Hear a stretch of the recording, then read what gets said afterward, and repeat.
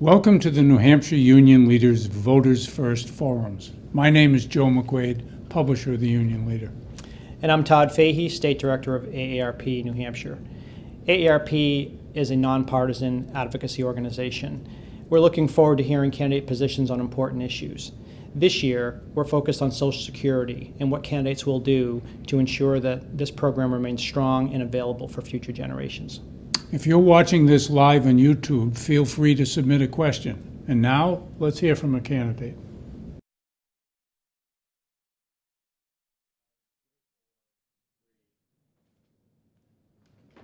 So Jim Lawrence, running for Congress, 2nd District, second time. Thanks for coming in to talk to the Union Leader and Sunday News. And we have a YouTube and Facebook audience that might shoot us some questions for you as well. But I teed you up for one, and that is the phrase, "Bring me men." Do you know it? I do. I'm familiar with the phrase. It's the first line in a poem that actually the letters were emboldened on top of a ramp that we used to march out to parades at the Air Force Academy, which no longer exists. Bring me men to match my mountains, bring me men to match my plains. Do you know whose poem that was? You know, I know it's Samuel something. I don't remember the last name. Sam Walter Foss. And he was a New Hampshire guy. Excellent. He lived in Candian, New Hampshire. Okay. And why did they take those letters off the ramp? Well, the letters were put up there at a time when the service academies, all service academies, only admitted men. Right. And since the addition of allowing women to join the fray at the service academies, they determined after so many decades that it was probably more appropriate to have a different phrase up there that was more inclusive at that time. So the history didn't count. They just wanted to be politically correct and include everyone. You know, I wasn't part of that decision, but I'd have to assume you were right. They didn't ask me my opinion, so I was actually out of the service by that time. So no, they didn't come to me. Now, you graduated from Air Force Academy, and you were then in the Air Force for a certain time thereafter? Yes, I was fortunate enough to graduate from the United States Air Force Academy. That kind of sets the tone for everything I did after that. I served a little less than 7 years active duty in the Air Force after that. You know, wonderful opportunity. I would recommend it to any young American if they have the opportunity to take advantage of that wonderful program. Well, that's my next question. How did you get that opportunity? It's pretty rare countrywide to be appointed to the Air Force Academy. I imagine you have to have something upstairs there that... Well, you know, it was a lot of hard work. A lot of diligence. I tell this to everybody. As a matter of fact, I met a young girl in the back studio of WGIR yesterday who was looking to be a hopeful applicant to Annapolis. And the thing that I tell every young person that's looking to do that is start early. It's never too early to start planning for success. I, for one, had a good understanding of what I wanted to do, and I started looking at service academies my freshman and sophomore year in high school. Where'd you go to high school? I went to a school called the Waldorf School in Garden City, New York. And was yours a congressional appointment? I did receive a congressional appointment to the Air Force Academy. And if you got to be the congressman from the 2nd District, how would that rate? I mean, somebody who was in here yesterday was citing that kind of thing as a constituent service. What would you look for, and how would you get the word out to people that you do have, what do you have, 1, 2 as a congressman? Well, each congressman has one primary nomination Right. to the Service Academy, and several alternates. Look, I think it's one of the most wonderful opportunities we can offer our young men and women here. As a congressman, I would take that very seriously. I might even venture to say I would probably interview the candidates personally. My congressman did not do that before he gave me his nomination. Mm-hmm. Okay, well, I was interested in that because I looked up on your website and said Air Force Academy. Thank you for your service. It's my pleasure. Thank you for my education. So Jim, why are you running again? What is it that you think you can accomplish in Congress that the formidable Annie McLean Custer can't accomplish? Well, I can honestly look you in the eye and tell you that I ran on serious issues 2 years ago, and lo and behold, those issues that I ran on are still there. I talked about our fiscal policy, the fact that we had a national debt that was too high. It's now risen. It's $19.2 trillion, $60,000 for each and every American. That's a burden that we shouldn't put on future generations of Americans. But unfortunately, it hasn't stopped there. We're still over-regulating and overtaxing our small businesses. We still have, in my estimation, the worst foreign policy in decades. We're no safer than we were 4 years ago when Annie Custer first took office. Beyond that, I mean, where do we want me to stop? We still have issues with a porous border. We have issues with border security. We have issues with immigration reform. These are the issues that I'm hearing across the state that are important to the voters of New Hampshire. They're important to me. They're important to my children. Have you heard from the constituency about the issue of Social Security, which is not mentioned on your site as being one of them? Where are you on the issue of Social Security, and what, if anything, would be the Lawrence plan to fix it? Well, Social Security is actually something that is somewhat of an important issue for me.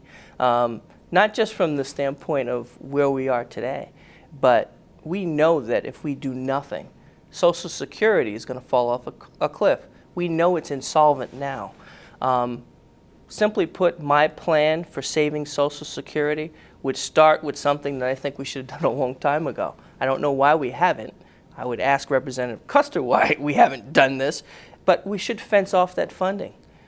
We know that Congress has dipped into that fund several times in history, and that's part of the big reason why we have an issue with Social Security right now. So my first priority would be to push for legislation to fence off the funding for Social Security so it couldn't be spent on other areas. And then beyond that, that's not going to solve the problem in entirety. Once you've fenced off that funding, now you have to look and do the tough work of actually balancing the books and making it solvent. And in my estimation, I don't think you can take anything off the table. You need to look at potentially raising the cap on payroll tax. These are not going to be favorable, things or policies. It's going to be difficult, but you have to look at them. You have to look at the cap on payroll tax. You're going to have to look at the age of recoupment. You're going to have to look at things like means testing. And you're going to have to look at eligibility across the board from a number of different areas. But if we don't do something now, it's going to be much more painful to fix this problem later on. We yesterday were speaking to your opponent in the Republican primary, Representative Jack Flanagan. He said Social Security, if Congress just pays back the money it took and we balance the federal budget, Social Security will be fine. We don't have to touch benefits. We don't have to touch eligibility, raise taxes, or anything. In my estimation, I think that's unrealistic. I think that the problem is twofold. Yes, there have been problems that I alluded to that Congress has taken that money and spent it for other things, but that money's gone now. So we need to figure out a way how to protect the money that's supposed to be reserved for Social Security in the future. And you're going to have to realistically make tough choices to make it solvent. It's not going to get solvent on its own. We can't just wave a magic wand and it miraculously goes away. It's going to take some work. How do you balance the budget? How do you get that accomplished? Magic wands may be in order. I look at that as a twofold problem, actually. We all know that the last time that we had a surplus, which was in the 1990s, that a lot of the reason why we were able to attain that surplus was that our economy was growing at a pretty good rate. The last 8 years have been abysmal. I believe the highest GDP growth rate year was 3% under the Obama administration. I do believe that the governmental policies have negatively impacted our economy.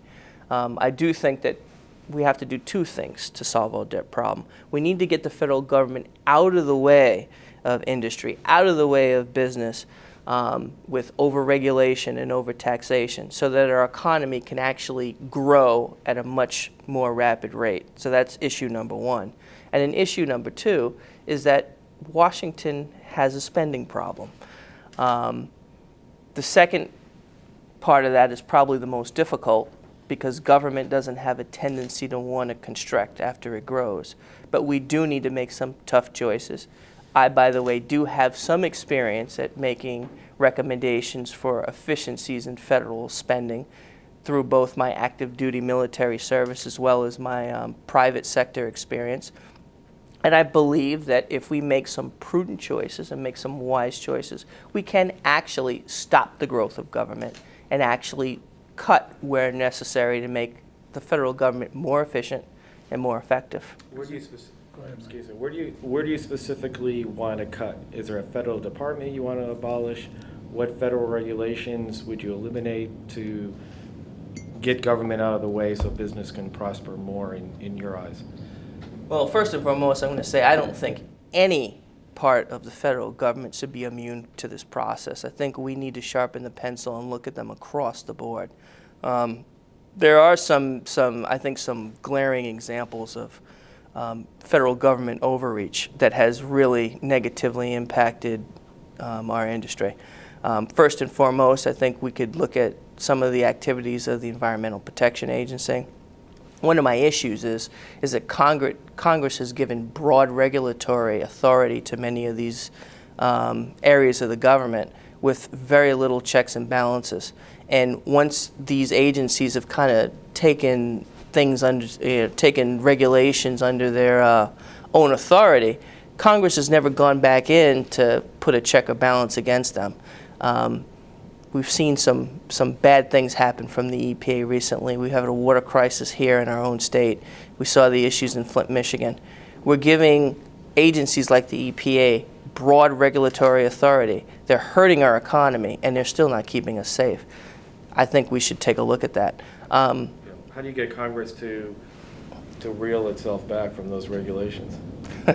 Well, Congress's biggest tool in our arsenal is the power of the purse string. We certainly can't hold various agencies of government accountable if Congress isn't going to do the diligent work that it takes to actually look at the funding that they're authorizing for them and make sure that when they're not doing what's in the best interest of the American people, that they're pulling that funding back in certain areas and making sure that these agencies are doing their job effectively. Where do you stand on sequestration?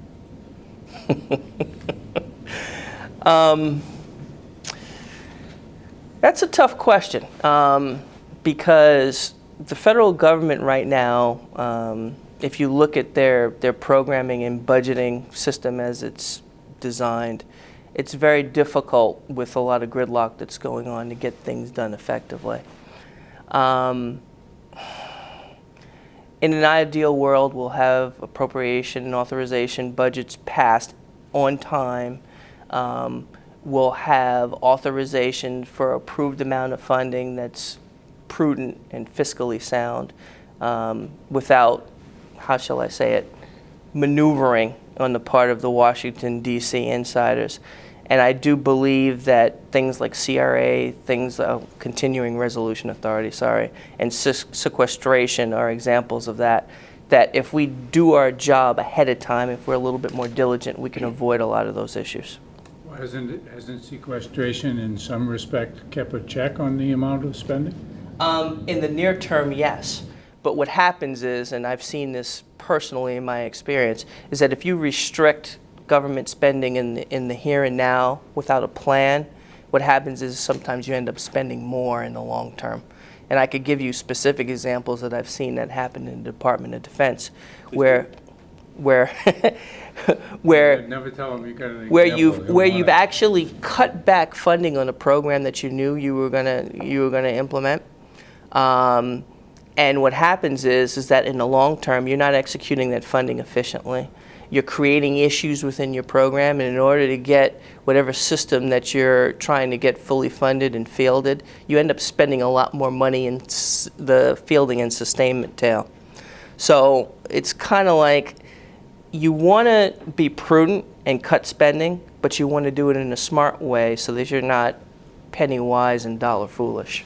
You did some consulting work for the Department of Defense. How did that work either solidify or change your views on that department? Ooh. I think what it did is it gave me a large amount of insight as to how that department functioned. It also gave me a lot of insight into how the federal government functions. I don't think it changed my opinion.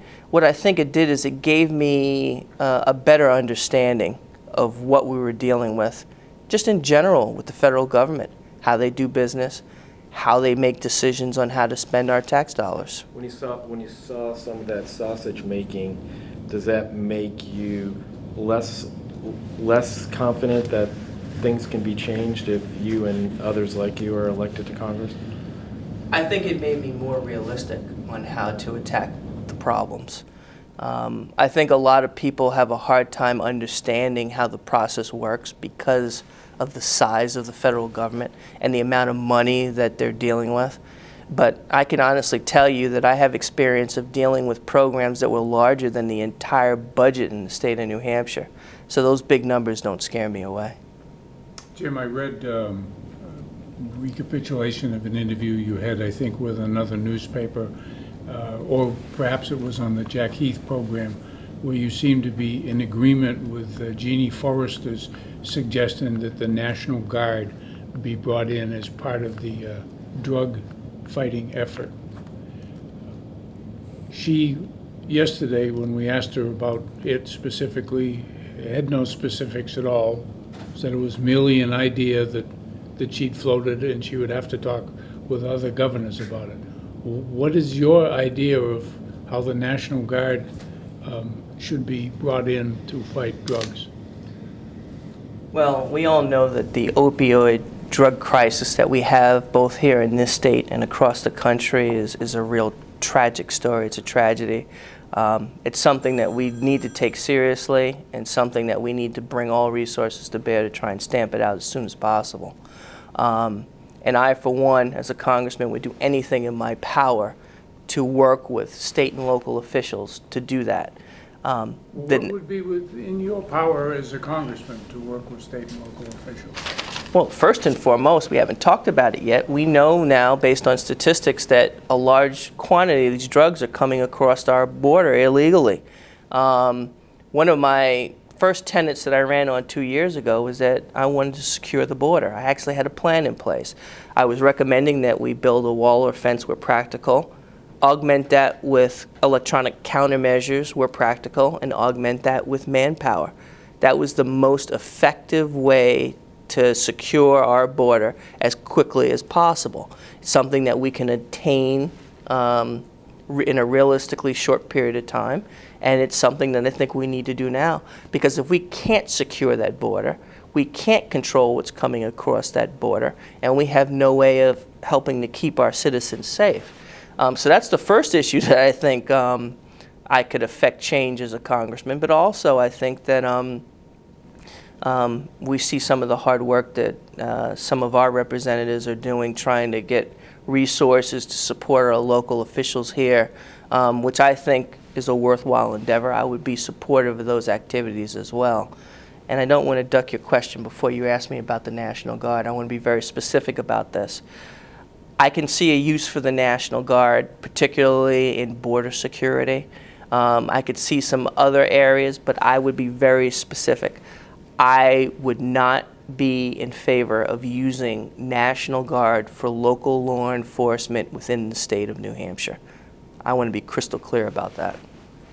Some of the National Guard within the state of New Hampshire is already doing local law enforcement, because when they're not doing guard duty, they're police and firemen and Well, others that's in the fine state. when they're doing it in that Yeah. capacity. Yeah. But So we wouldn't see National Guardsmen searching cars on 93? I wouldn't be in support of that, no. You know, I tend to take my views on the interpretations of the Constitution very seriously, and also being a veteran myself, I think there are specific rules that should be utilized when using U.S. military, and I do believe that the Guard is a component of that. So I would not be in favor of doing anything that I would perceive would be a violation of what a lawful use of those assets would be. And I think that would be over the line.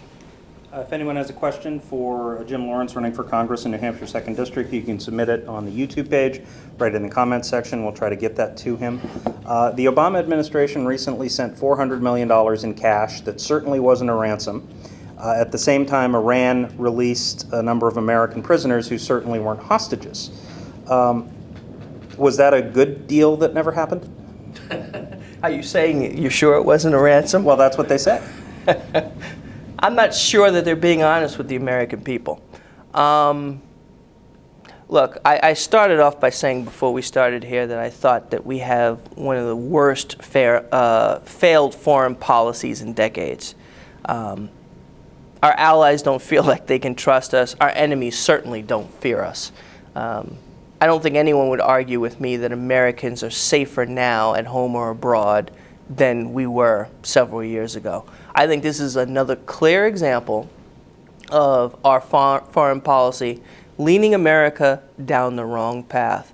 I mean, have we seen Iran doing anything to say that they were, or any indication that they're going to ratchet down some of their anti-American sentiment? No. We haven't seen any good faith gestures from Iran. I see them with their hands out. I think they got the sweetheart deal of the century with the nuclear Iranian deal. It's a deal that I am not in favor of. I think it makes Americans' interests and our safety more in jeopardy in the future. I think this is another clear example of the Obama administration having another misstep of foreign policy that somebody else is going to have to clean up in the future. How do you counteract Iran? Can you work with them, or can you work in any cooperative way, or is there another way you would try to check their aggression? Well, I think we should be in favor of cooperating with anyone who earnestly is willing to cooperate with us. I know it seems like it was a long time ago, but it really wasn't that long ago that we weren't talking about Iran. We were talking about whether we could cooperate with the former Soviet Union. I think we were able to make some strides in that case. I haven't seen anything from Iran that would indicate that that's possible right now. And I wouldn't be in favor of giving them any kind of concessions until they proved that they were willing to come to the table in earnest for real solutions. I think that the things that the current administration has done has put American lives at risk. Mr. Lawrence, you referenced allies' confidence in the United States, and you said that certainly hadn't gone up. Does it go up or down when your presidential candidate suggests that NATO allies are only going to be supported if they pay their bills? Okay, I'm going to answer this question in a number of ways because I actually have had some experience in working with NATO in a professional capacity. There is a problem with people paying their fair share of the NATO bill. We know this. We probably should do some things to work to fix that problem because we have a spending problem. We need our allies that made agreements with us to join together for mutual defense to pay their fair share. I'm not going to argue that. However, I would not support making statements like we're not going to honor our treaties and not defend our allies. For one reason, more than others, is because I firmly believe that that puts us more in jeopardy. What happens if someone else, some other bad actor around the world, sees that and decides to test the next president on his resolve? That's not the kind of fight that I want to get involved in. Our foreign policy should take a hard stand to help us prevent future conflict, not encourage it. You've been asked that question before, haven't Actually, I haven't. But I'm a former military guy, so this is something Pretty near and good dear to answer. my heart. Are you supporting Donald Trump for president? Donald Trump right now, his vision for America is more in line with my future vision for America than Hillary Clinton. So I am supporting Donald Trump simply for that fact that the future of America is at stake, and I can't justify going with another candidate that doesn't believe in the future America that I would like to see. There was reference made in the Jack Heath program yesterday to you're saying that Trump's values were closer to yours than Hillary's. Just what are Donald Trump's values? I'd be careful with saying values. If I said values, I would say probably a more appropriate word would be his vision or his campaign policies that he's running on. I believe in fiscal policy. I believe in addressing our national debt. I believe in having a strong defense posture. I believe in having good foreign policy. These are things that are all very important to me. And unfortunately, Hillary Clinton's policies, or at least the campaign policies that she's running on, did not demonstrate to me that she's going to be able to deliver that. Her latest campaign advertisements, I think, typify that. She's actually advertising that she wants to give a penalty tax on corporations that leave the United States. I can't think of a more ridiculous concept to try and sell the American people on how to keep or encourage corporations to stay in the United States. I mean, what are we going to try next?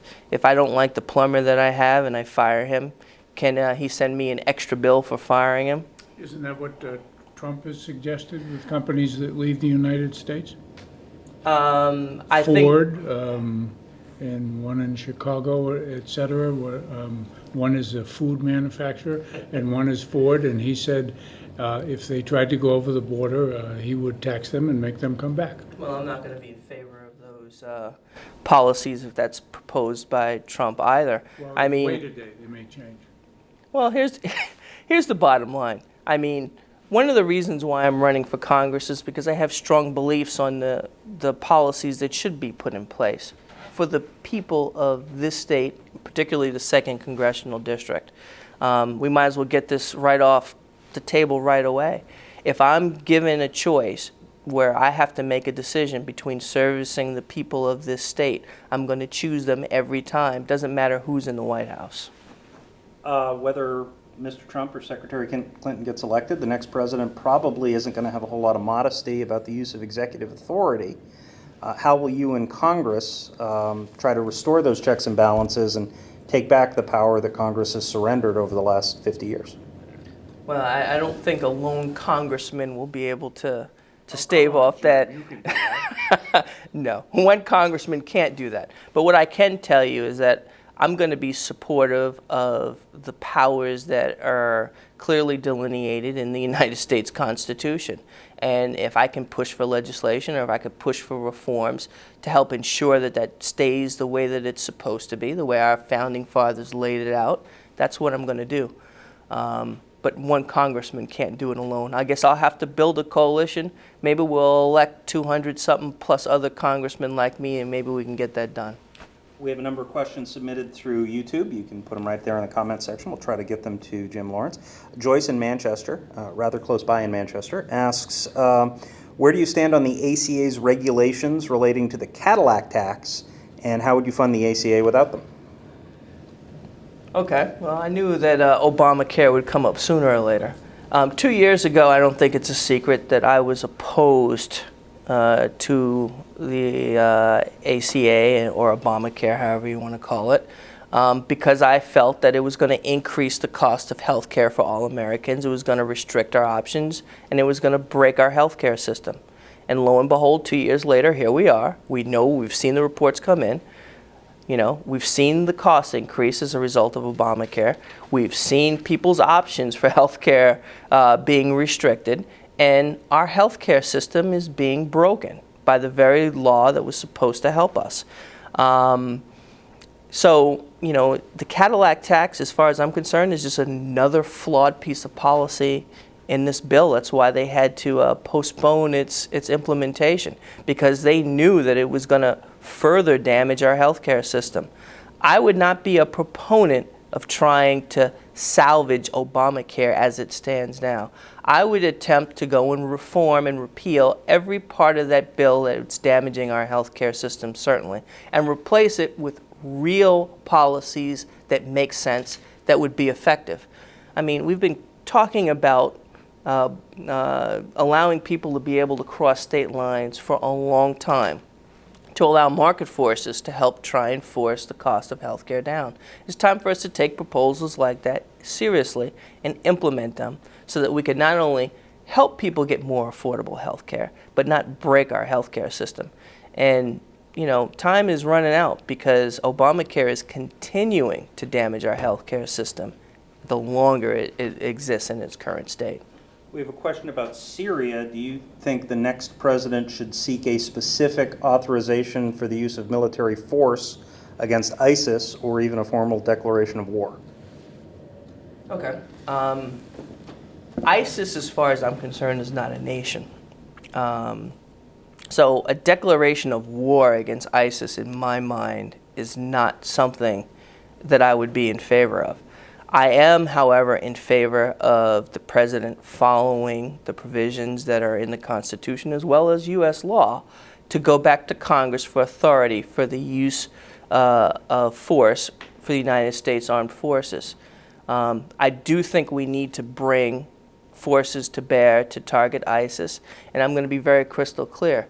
I think one of the biggest problems that the current administration has made time and time again, and I see Hillary Clinton getting ready to make the same mistake, is telegraphing to our enemies what our intentions are to defeat them. We saw it with Obama pre-telegraphing his exit out of Iraq. I've now heard Hillary Clinton making statements about what she is willing to do and not willing to do to fight ISIS. I think that's wrong. You know, your tax dollars spent a lot of money to train me in military strategy. And one of the first things at the Air Force Academy that we all learned right away is you don't telegraph to your enemy what your future plans are to defeat them. That's a critical mistake that I see Hillary Clinton making now. And I, for one, am not going to support telegraphing how we're going to defeat ISIS. But I think we should bring the resources and leave everything on the table as an option to fight and win. Representative Flanagan yesterday said he would support the use of U.S. military to enforce a safe zone for the Syrian people so that neither Assad nor ISIS could get to them and they could kind of build Syria out from that. Would you support the use of American forces to do that? That sounds like a fantasy land as far as I'm concerned, from my perspective. I don't think that's a realistic policy to address a very serious security issue. Also, I think we should be getting out of the business of using our military for police actions around the world. I don't think that's the best use for our military forces. I don't think that that's in our best national interest to do so either. So no, I would not support a plan like that. One more question through YouTube that's been submitted from Carl. The Air Force right now wants to retire the A-10 to free up money to invest in new ground support aircraft. Of course, Senator Ayotte, whose husband flew A-10s, very supportive of the platform. Who's right? Well, there's a gap in the force structure in that area. I mean, we're getting kind of into the military tactical weeds here, but from a close air support role, in other words, supporting the ground troops that are on the ground, the A-10 provides a critical role right now. It's the only aircraft in the Air Force's industry in the inventory that has the loiter time to be able to give our ground forces the cover that they need when they're in the heat of battle. So until we have a platform that could fill that void, I wouldn't be in favor of that. I mean, our goal should be to protect the lives of our troops that are fighting for our national interests. But it's ugly and it's loud. But it's effective. The Warthog. That's right, the A-10 Warthog. Right. Annie Custer, the incumbent congressman, said this week, I think, that relative to the opiate crisis, that she feels that her two adult sons are safer living in Brooklyn, New York, than they would be in New Hampshire. Would you agree or disagree with that? You know, it's just hard for me to make an assessment since I haven't been in Brooklyn in recent time. But I will say this. we do have a serious issue, and we do need to take it seriously. We started off talking about what Congress could do to help state and local officials to target this opioid crisis. I'm the son of a 35-year law enforcement veteran. This is something that's very near and dear to my heart. We need to target this drug crisis with everything that we have, and it's not going to be one simple solution. I would be a big proponent of attacking it across three major areas. One is a law enforcement component. You have to get the bad guys, you have to stop the drugs from coming in, but you also have to augment that with education as well as treatment. That's the only way with that type of comprehensive effort that you're going to be able to have any inroads in trying to stave off this crisis that we're dealing with right now. But getting back to your point on safety, law enforcement does have an important role in this. How long is it going to take to end the opioid crisis in your eyes? How long has it taken us to end the drug crisis in the United States? I mean, that's a rhetorical question. But this is going to be a long, hard fight, and we need to be prepared to bring the resources to bear to actually solve this problem. There's a lot of people, and especially in the libertarian point of view, that thinks that drugs should simply be legalized, and certainly marijuana should be legalized, that the money that's spent on trying to stop the drug problem is a waste of money. Where does Jim Lawrence come down on legalizing any drugs, including marijuana? Well, I think even if we look at probably the place with the most liberal drug laws, which I would say the Netherlands probably for the longest time, they haven't even taken the position that hard narcotics should be legalized. I don't think anybody would agree that that's the right solution. And with the opioid crisis, we are talking about hard narcotics. So, no, I don't think legalization of opioids is going to be the solution in this particular case. And yes, I do think that we need to try and stop the bad guys from bringing the drugs into our state. If we make it less appealing, if they think it's going to be more difficult for them to bring these drugs into our state, we will be able to have an impact on the supply. We will be able to have an impact on their desire to come up here and do business. Right now, I think, unfortunately, that's not the case. Well, what would you do? I mean, as you say, you're the son of a cop, and you've been in the military. Mm-hmm. What would you do or fund to stop the drugs at the source? Well, I think we've gone part of the way with some of the funding that's come down to help support local law enforcement. But I think one area where we're laying down on the job is our border security. We keep talking about it, but until you secure our border and stop, we see the stats, they say 80% of the drugs coming into New Hampshire are coming across our national border. Secure that border and stop those drugs from coming in right at the source. I think that'll go a long way to helping stave off a lot of the drug supply that's coming into our state right now. What new laws, if any, would you support to keep firearms out of the hands of dangerous, mentally ill people who might be violent? Well, we started by talking about my views on the Constitution. I do support the Constitution in its entirety. I do believe that the Second Amendment is a part of the Constitution that does protect American citizens the right to bear arms. That being said, we do have laws on the books to protect citizens from violent acts from people that may have issues in their background, whether it be legally or not.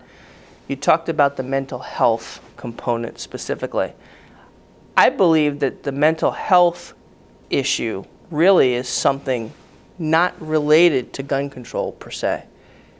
A lot of people don't realize that the Obama administration slashed and eliminated a lot of the mental health support that was put in place to address a lot of mental health issues across the United States.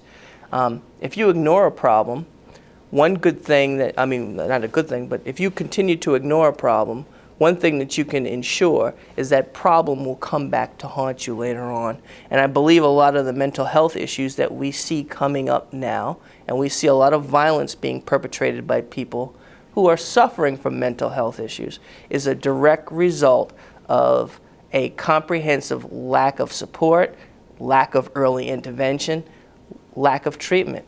I mean, we've seen it even as recently as this year. We had an individual who was mentally ill, who was under care, who shot a police officer in Manchester. We saw another example of an individual that was released from a hospital because his health insurance ran out in Massachusetts, that ran into a shopping mall with a knife and stabbed a bunch of people. Violence perpetrated by the mentally ill is going to be a growing issue in this country until we start to address mental health issues and take them seriously. So you don't favor any changes in gun laws, whether it's for mentally ill or to combat mass shootings or anything like that? Do you think the gun laws are sufficiently, are enough? Well, let's put it this way. This really started to ratchet up after the Orlando shooting. And I'm going to use that as an example. Here's an individual who the FBI detained twice. They questioned him. They knew he had terrorist ties. They had him under observation, and then they just let him go. There's a clear example here of where we had the resources, we identified the individual, and we could have prevented the tragedy from happening, but we didn't. The background check was not the problem. The problem was the coordination of our law enforcement agencies in this particular case. And I don't think that's that different from other incidents. We have the provisions to keep Americans safe.